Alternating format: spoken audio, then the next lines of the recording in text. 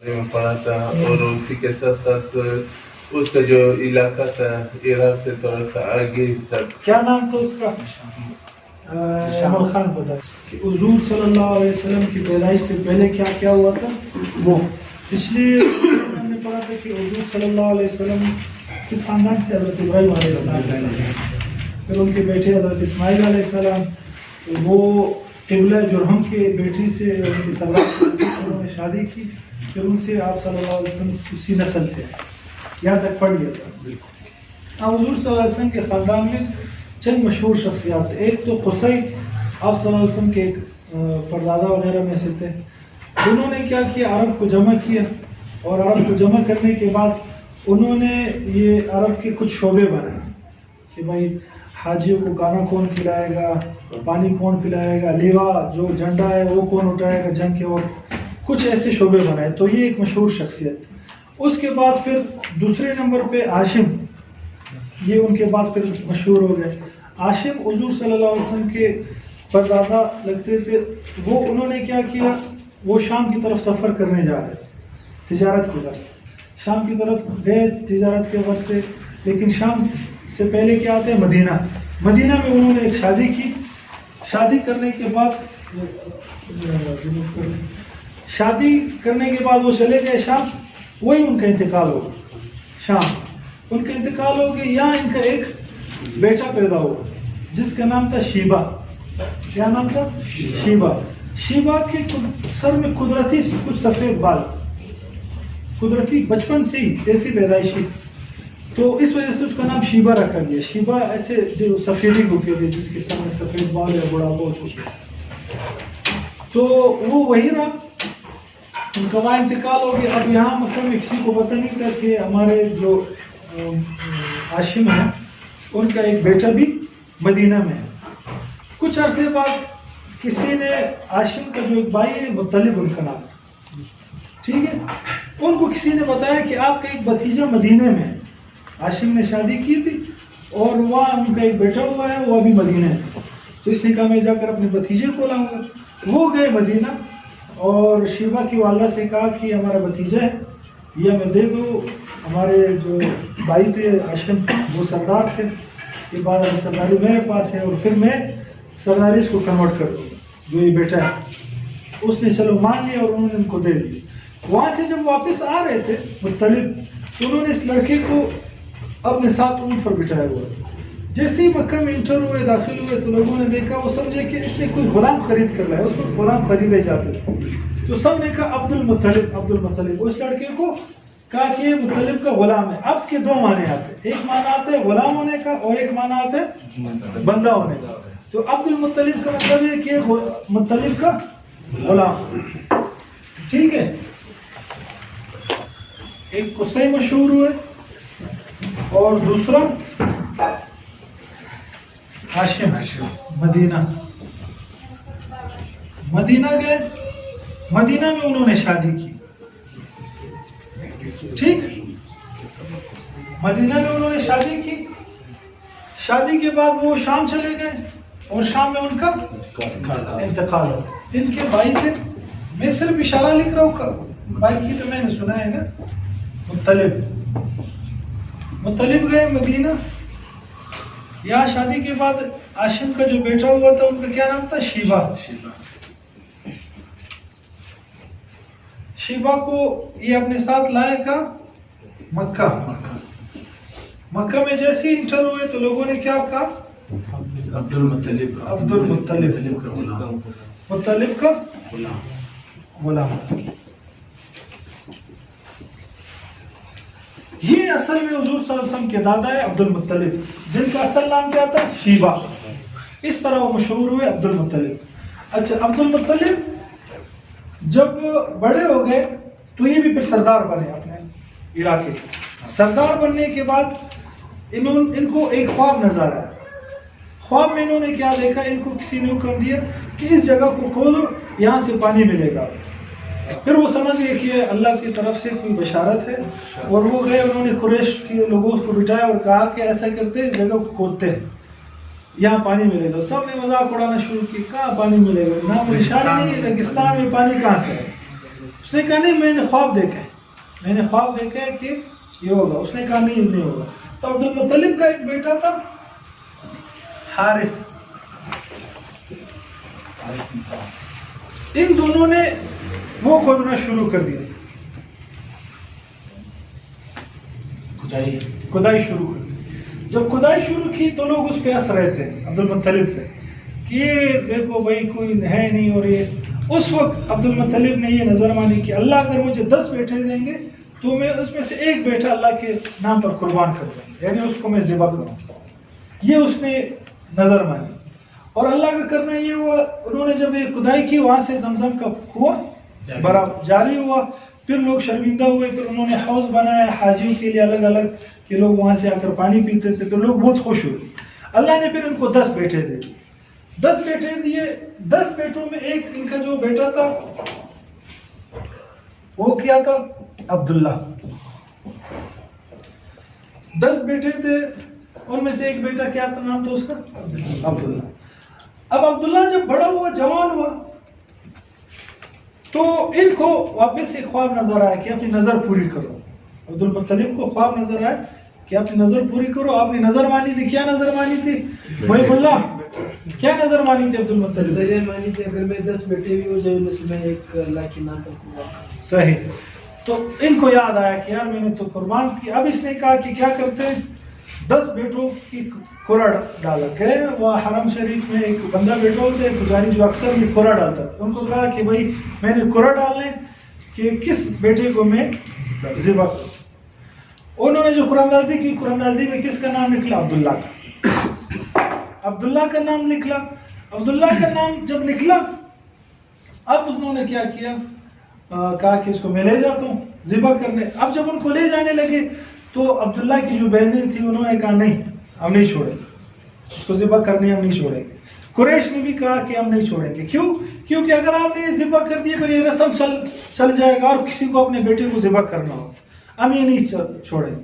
اب بولتے اب کیا کریں، نظر کو میں نے پوری کرنی ہے. پھر کیا کیا، 10 اونٹوں کا ایک پرچی ڈالی اور ایک پہ عبداللہ کا نام لکھا کہ ان دونوں میں سے کس کا نام نکلتا ہے. جب پرچی ڈالی پھر نکالا، پھر عبداللہ کا نام نکلا. انہوں نے کہا تو 10 اونٹوں کو 20 بجائے اس کا نام نکلا. پھر ذبح کرنے کہا کہ نہیں، پھر 20 اونٹ کر دی. پھر پرچی ڈالی، پھر عبداللہ کا نام، پھر 30 اونٹ کر دی. کرتے کرتے کرتے 100 اونٹ جب ہو گئے نا تب جا کے پھر 100 اونٹوں کی پرچی نکلے. قرآن عظیم میں قرآن نکلا ہے. ٹھیک ہے، سمجھ میں آ رہی بات؟ اس وجہ سے آج جو دیت مقرر کی ہے، اگر کوئی کسی کو مار دے تو اس کو قصاص میں ایک تو اس کو قتل کرنا ہے، دیت پھر کہتے ہیں کہ اس کو جو تاوان دینا ہے تو 100 اونٹوں کے بقدر اس کی تاوان دے. دونوں چیزیں سر، دیت اور قتل؟ نہیں ایک قصاص ہو گیا. یہ مطلب یمن پہ کس کی حکومت ہوگا؟ ابرہا کی حکومت ہوگی. اب کلیئر ہو گیا سب کو. ابھی آپ مانگے چلتے. اب ابرہا نے جب دیکھا یار کہ جو بیت اللہ ہے اس کے گرد لوگ بہت طواف کرتے ہیں، عاشقین دور دور سے آتے ہیں، تو مجھے اس کو گرانا چاہیے. اور اپنا ایک کلیسا اس نے ایک تعمیر کروایا اور لوگوں کو کہا کہ بیت اللہ کو چھوڑو، آ جاؤ اس کی طواف کرو اور اس کی مطلب جس طرح بیت اللہ کے ایک مقام ہے اس کو بھی وہی مقام دو. لوگوں نے نہیں مانا اور اس کا ایک مطلب تو یہ تھا کہ بیت اللہ کو گرا کر اپنے اس چرچ کو بڑا بنائے. دوسرا یہ تھا کہ عرب کی تجارت پر قبضہ کر، یعنی معیشت پہ عرب کی جو معیشت ہے اس کو اپنے کنٹرول میں لے. جیسے آج کل ہمارے سب کنٹرول یہودیوں کے ہاتھ میں، سارا پیسہ وغیرہ ان کے ہاتھ میں. ہمارے جتنے عرب بینکس وغیرہ جتنے پیسے ہے وہ وہاں پڑا ہو، ہم استعمال نہیں کرے، وہ وہاں اس سے مزے کرتے. تو یعنی یہ اتنے دیکھو اس وقت سے یہ ایسے کفار ایسے سوچ رہے ہیں نا کہ ان کی جو معیشت ہے ان کو کمزور کرو. آج ہم سب کو جو ہے روٹی کپڑا مکان پہ لگا دیے. ہر بندے سے پوچھو اسی کے غم ہے، کیا روٹی مل جائے، کپڑا مل جائے، مکان مل جائے. اس کے علاوہ تیسری چیز کا، چوتھی چیز کو سوچ ہی نہیں رہے یار کہ میں مسلمانوں کو اکٹھا کروں، اتفاق اور اتحاد آ جائے، جنت میں جاؤں، یا میں کوئی ایسا کوئی کام کروں کہ بھائی مسلمانوں کو کوئی فائدہ پہنچے. نہیں، صرف روٹی کپڑا مکان میں ہم لوگ پھنسے ہوئے. تو وہ عرب کی تجارت پر قبضہ کرنا چاہ رہا تھا. صحیح ہے، یہ اس کا مقصد تھا. برا ہے اس نے کلیسا بنایا وہاں پہ یمن میں صنعاء کے مقام میں. صنعاء آج بھی موجود ہے, یمن کے اندر ہے صنعاء, ٹھیک ہے. وہاں جب انہوں نے یہ بنایا, وہاں ایک عرب آیا, عرب نے کیا کیا, وہاں پاخانہ کر دیا. تم بولتے ہیں ہم اس پہ طواف نہیں کریں گے. اس نے وہاں پاخانہ کیا. پھر بعض کہتے ہیں کہ کسی نے آگ لگائی, بعض کہتے ہیں اسی بندے نے اس کو آگ بھی لگا دی. جب آگ لگائی اور اس کا جو کلیسا تو سارا جل گیا, اس کی تصویریں ہیں, پھر انشاءاللہ نیکسٹ اس میں آپ کو شروع میں جلدی سب نکال دوں گا, ٹھیک ہو جائے. جب آگ لگائی تو ابرہہ کو بہت غصہ آیا. اس نے کہا بھی میں اس بیت اللہ کو تو نعوذ باللہ گرائے بغیر نہیں رہوں, اس کی وجہ سے مجھے اتنا نقصان ہوا ہے اور اتنی بے عزتی ہوئی ہے. اس نے ہاتھیوں کا ایک لشکر تیار کیا, بہت بڑا لشکر, اور ہاتھی سے عرب لوگ وہ ڈرتے تھے. وہ تیار کر کے روانہ ہو گیا کس کی طرف, بیت اللہ کی طرف. ہاں, ابراہیم نے کہا کہ بھائی میں ابھی نہیں چھوڑوں گا. ابھی وہ جا رہا تھا مکہ پہ نا بیت اللہ کو ڈالنے, لیکن راستے میں کچھ اونٹ نظر آیا اس کو, اور اس کے بندوں نے وہ اونٹ لے کر اپنے اس چراگاہ میں باندھ دیے. عبد المطلب کو جب یہ پتہ چلا کہ میرے اونٹ ابراہیم نے لے لیے, تو اس نے کہا کہ میں جا کر اس سے بات چیت کرتا ہوں. عبد المطلب جب گیا, اس کا جو خیمہ وغیرہ جو لگایا, تو اس میں جب داخل ہو گیا, وہ اس میں داخل ہوا تو ابرہہ کو بہت یعنی باروب شخصیت نظر آئی, یار کہ کتنا روب اور دبدبہ ہے. وہ بہت متاثر ہوا عبد المطلب سے, اور اپنے تخت پہ اس کو بٹھایا اپنے ساتھ. کہا کہ جی فرمائیے آپ کی کیا خدمت کر سکتے.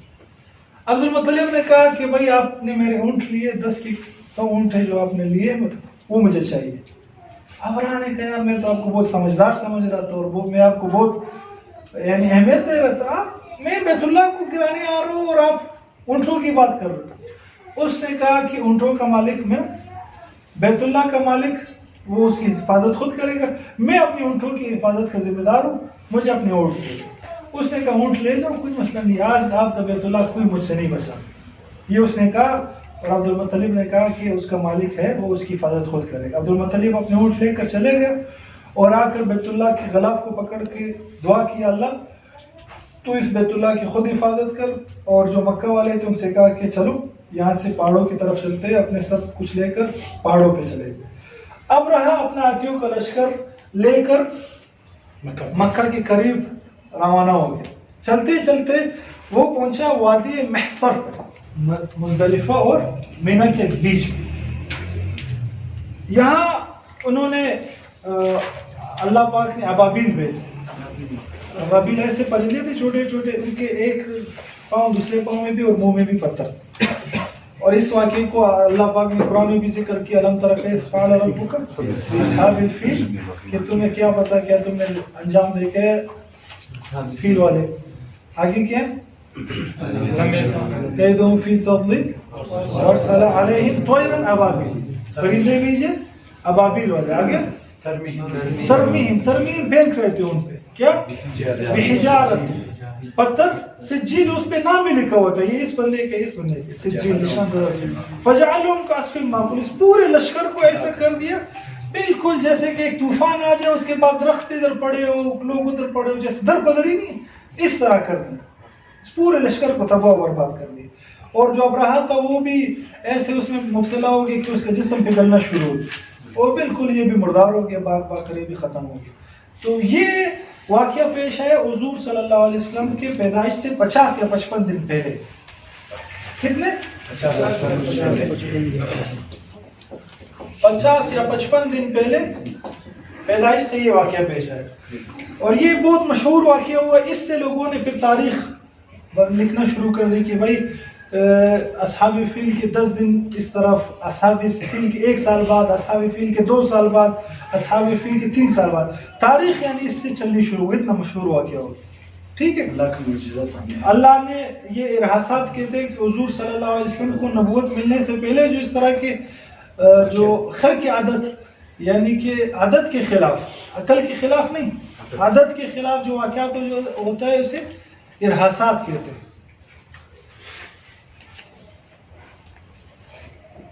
یہ بھی انہی میں سے ایک تھا. اور معجزہ پھر اس کو کہتے ہیں کہ حضور صلی اللہ علیہ وسلم کو نبوت ملنے کے بعد جو خلاف عادت کوئی واقعہ ہوا جیسے چاند کے 2 ٹکڑے ہو جانا، یہ پھر معجزہ ہے. نبوت سے پہلے جو واقعات تھے اس کو ارحاسات کہتے ہیں اور نبوت کے بعد معجزہ کہتے ہیں. ٹھیک ہے.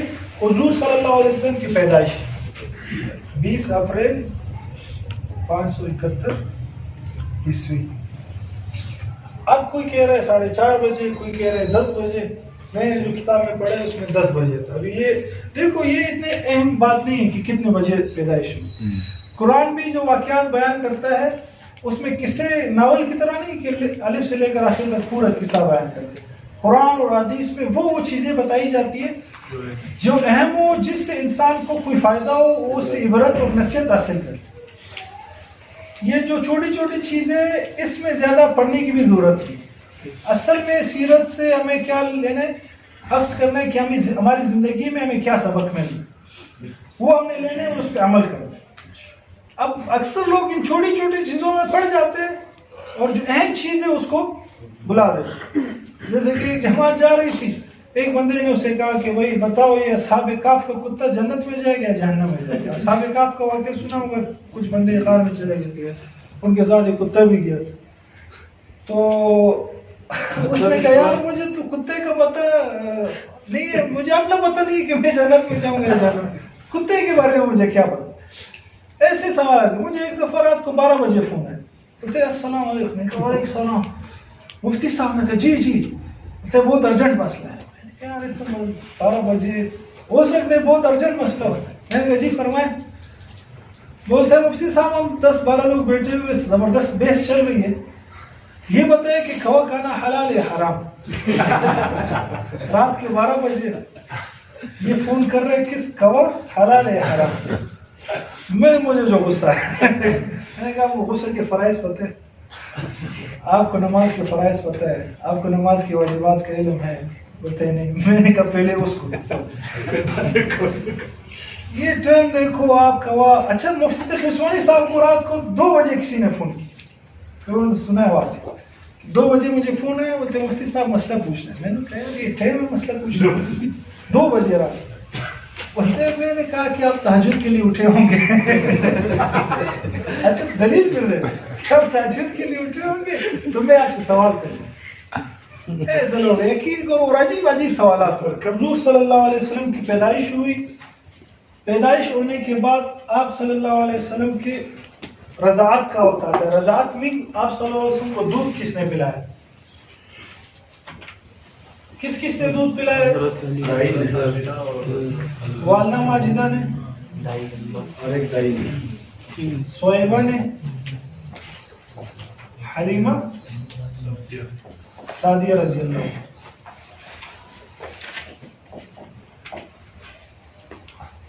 والدہ. اچھا عرب میں ایک رواج تھا کہ جیسے ہی بچہ پیدا ہو جاتا اس کے چند دن بعد ان کا نام رکھتے.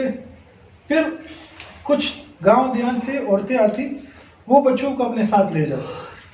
کس پرپس کے لیے؟ تاکہ بچوں کی ایک تو صحت ٹھیک رہے، کیونکہ گاؤں میں فضا صاف ہوتی ہے، آلودگی نہیں ہوتی اور کھلی فضا ہوتی ہے، اور گاؤں والوں کی جو زبان ہوتی ہے وہ بھی خالص ہوتی ہے. جیسے ابھی بھی گاؤں میں دیکھو جو پشتو بولتے ہیں صحیح صاف پشتو بولتے. ایک ہمارے جو کوئٹہ والی پشتو ہے جو مکس مال ہے سب. والدہ کا نام حضرت آمنہ. 7ویں دن نام آپ کا پہلے دن ہی رکھ لیا، آپ کے دادا نے عبد المطلب رکھا.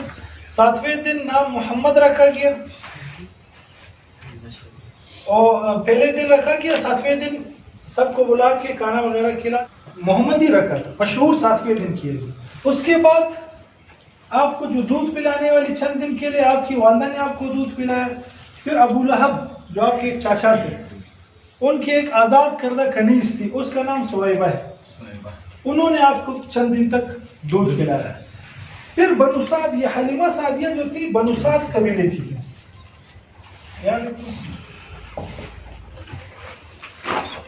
بنو سعد قبیلہ ہے جو طائف میں ہے. یہاں سے عورتیں آئی مکہ سے اپنے ساتھ کچھ خاندان کے بچوں کو لے کر گئی، ہر کسی نے ایک ایک بچہ لے لیا. یہ عرب لوگ پھر کیا کرتے تھے، ان کو وہاں بیچ دیتے تھے اور پھر ان کو پیمنٹ کرتے تھے، پیسے دیتے تھے. تو سب نے جو مالدار گھرانے تھے سب نے ان کے بیٹے لے لیے. حضور صلی اللہ علیہ وسلم چونکہ یتیم تھے، حضور صلی اللہ علیہ وسلم کے والد کا انتقال آپ صلی اللہ علیہ وسلم کی پیدائش سے پہلے ہو گیا. حضور صلی اللہ علیہ وسلم کے والد وہ بھی گئے تھے شام، ٹھیک ہے، اور مدینہ میں ان کا انتقال ہو گیا تھا.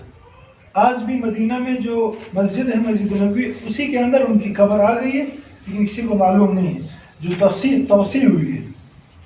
آپ کوئی بھی نہیں گیا میں سے عمرے پہ؟ آپ گئے ماشاء اللہ. مسجد نبوی تو آپ نے دیکھی کتنی بڑی، اس میں جو جدید تعمیر ہوئی، ایک تو پرانی حضور صلی اللہ علیہ وسلم کے زمانے سے تو بہت کم جگہ ہے، تو جدید تعمیر ہوئی وہاں پہ. وہاں آپ کے والد کی قبر ہے. پیدائش سے پہلے ہی والد کا نہ ہونا یہ اللہ کی طرف سے ایک حکمت تھی. اس میں ہمارے لیے اس میں ایک بہت بڑی ایک سبق ہے. آج وہ لوگ کہتے ہیں یار میں تو بچپن میں یتیم ہو گیا ہوں، میرے پاس وسائل نہیں ہے، سورسز نہیں ہے، اور یہ ہے فلانا والد نہیں ہے. تو آپ صلی اللہ علیہ وسلم نے والد کو دیکھا تک نہیں. ٹھیک ہے، یہ ہمارے لیے تسلی اس میں کہ جو لوگ جن کے والدین بچپن میں ہی وفات پا گئے ان کو یہ نہیں رونا چاہیے کہ بھائی والد نہیں ہے، فلانا نہیں ہے، فلانا نہیں. آپ صلی اللہ علیہ وسلم نے والد کو دیکھا ہی نہیں. ٹھیک ہے، تو آپ صلی اللہ علیہ وسلم چونکہ یتیم تھے، کوئی نہیں لے رہا تھا. یار یتیم ہے، کون پیسے کون دے گا اس کا. علیمہ سعدیہ نے دیکھا کہ یار یہ آخری ایک رہ گئے محمد، تو اپنے شوہر سے مشورہ کیا. انہوں نے کہا خالی ہاتھ نہیں جائیں گے، اس کو ہم لے لیتے. انہوں نے ان کو لیا. جب لے لیا آتے وقت سب سے پیچھے ان کی اونٹنی تھی، جاتے وقت سب سے آگے ان کی اونٹنی، اور بادلوں نے سایہ کیا ہوا تو ان کے اونٹنی پر وہ سب ایسے یعنی جیسے ہی لے لیے برکتیں ان کو محسوس ہونا شروع ہو. اور اتنی برکتیں کہ اللہ پاک نے ان کو چمکا دیا حضرت حلیمہ سعدیہ کہ آج 1400 سال بعد بھی ہم ان کا نام یہاں لے کر ذکر کر رہے. تو آج حضور صلی اللہ علیہ وسلم کا دین یتیم ہو گیا. جیسے حضور یتیم تھے بچپن میں، آج ان کا دین یتیم ہو گیا. اسلام یتیم ہے، بالکل کوئی نہیں لے رہا اس کو، ہر کوئی اس پہ شرما رہا. اور آج بھی اگر کوئی اس کو گلے سے لگائے گا نا اس دین کو، تو جس طرح علیمہ سعدیہ کو اللہ رب العزت نے چمکایا ہے، اس بندے کو بھی اللہ پاک چمکائیں گے قیامت انشاءاللہ. تو اس دین کو ہم نے لینا ہے. بالکل یتیم ہو چکا ہے، ہر کوئی اس کو مار، ہر کوئی اس پہ تباہ آزمائی کر. ہم نے اس کو لینا ہے اور اس کی صحیح تصویر لوگوں کے سامنے پیش کریں گے انشاءاللہ. تو پھر وہ اپنے ساتھ ان کو لے گئی بنو سعد. 4 سال تک علیمہ سعدیہ کے پاس رہے آپ صلی اللہ علیہ وسلم. 2 سال رہے. 2 سال کے بعد وہ واپس مکہ لے آئے آپ کو، اور انہوں نے چونکہ برکات دیکھ لی ان کی، حضرت آمنہ سے انہوں نے گزارش کی کہ مجھے ایک کچھ عرصہ اور بھی مجھے دے دو حضور صلی اللہ علیہ وسلم. اور اس وقت مکہ میں ایک وبا بھی پھیل چکی ہوئی تھی، بیماری بھی پھیلی ہوئی تھی. انہوں نے کہا کہ چلو لے جاؤ اس کو، ٹھیک ہے، اور واپس لے گئے. پھر 2 سال مزید، ٹوٹل کتنے ہو گئے؟ 4 سال. 4 سال کس کے ساتھ گزارے؟ حلیمہ سعدیہ کے ساتھ 4 سال گزارے. یہاں تک بات کلیئر ہے؟ کوئی کوشچن؟ 4 سال جب پورے ہوئے، 5واں سال چل رہا تھا، پھر ایک واقعہ ہوا. اس واقعے کو کہتے ہیں شق صدر. واقعہ کیا ہوا کہ آپ صلی اللہ علیہ وسلم اپنے رضائی بہن بھائیوں کے ساتھ بکریاں چرا رہے تھے. آپ صلی اللہ علیہ وسلم نے بکریاں چرائی ہے. بکریاں چرا رہے تھے، دیکھا 2 شخص آئے سفید لباس میں. انہوں نے آپ صلی اللہ علیہ وسلم کو پکڑا اور لیٹایا، اور آپ صلی اللہ علیہ وسلم کی سینے مبارک کو چھاپا اور دل کو نکال کے اس کو دھویا گیا. ایک اس میں کہ زمزم کے پانی سے دھویا گیا، اور ایک میں ہے کہ برف کے پانی سے دھویا گیا، اور واپس سینہ رکھ کے اس کو سی لیا. ان کے بھائیوں نے جب یہ دیکھا، وہ چیختے چلاتے ہوئے گئے اپنی ماں کے پاس، حلیمہ سعدیہ کے پاس. حلیمہ سعدیہ سے کہا کہ ہمارا جو قریشی بھائی ہے وہ تو مر گیا ہو. ایسے 2 لوگ آئے اور انہوں نے حلیمہ سعدیہ اور ان کے شوہر دوڑتے ہوئے گئے. جب دیکھا حضور صلی اللہ علیہ وسلم کا رنگ بالکل زرد، سے پوچھا کہ کیا ہوا. انہوں نے پورا قصہ سنا ہے، کس طرح 2 لوگ آئے تھے. وہ جبرائیل اور میکائیل تھے. انہوں نے آپ صلی اللہ علیہ وسلم کے سینے کو چیرا اس لیے تاکہ آپ صلی اللہ علیہ وسلم کے دل سے جو گناہ اور جو باقی جتنے بھی وہ ہیں وہ سارے نکال سکیں. یہ پہلی مرتبہ ہوا 4 سال کی عمر میں. شرک کے صدر کا واقعہ 4 مرتبہ ہوا ہے. ایک مرتبہ یہی جب 4 سال کی عمر میں, دوسرا 10 سال کی عمر میں ہوا, چوتھا جب 40 سال کی عمر تھی اس وقت ہوا, اور تیسرا اور چوتھا معراج کے سفر کے ساتھ. 4 مرتبہ آپ صلی اللہ علیہ وسلم کو سینے کو چیرا گیا اور اس سے ان کے دل کو نکالا گیا اور اس کو دھویا گیا. 4 مرتبہ یہ ہوا, ہر مرتبہ الگ پرپس, ٹھیک ہے.